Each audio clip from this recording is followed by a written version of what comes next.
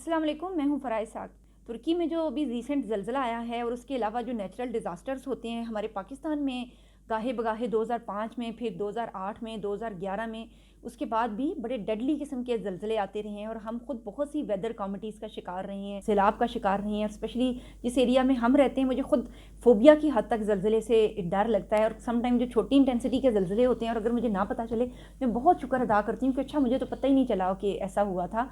एक बहुत ही बड़ा अजीब सा सबक है हमारे लिए, यानी हम पाकिस्तानी नेशन के लिए, कि हम अक्सर बहुत ही पेसिमिस्टिक और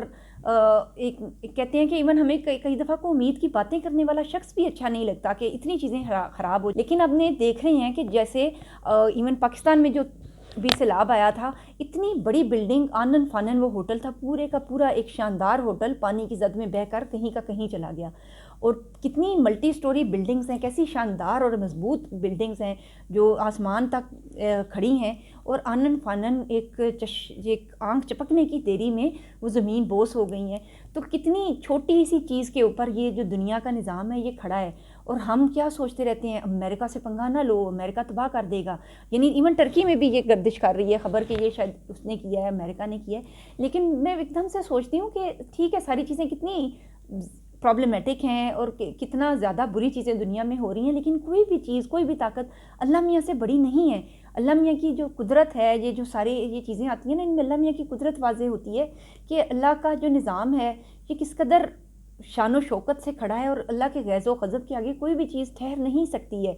तो हम ये जो एक छोटी सी चीज़ लेनी है ना, मैंने ये पेन ख़रीदना है, मैंने ये अपना छोटा सा लैपटॉप यहाँ पर रखा है, मैं जॉब कर रही हूँ, हम लोग अपने घरों में खाना खा रहे हैं, उसके लिए हम कितनी एफ़र्ट करते हैं, एक तिनका जोड़ के हम सामान जमा करते हैं इस दुनिया का। तो वो कितनी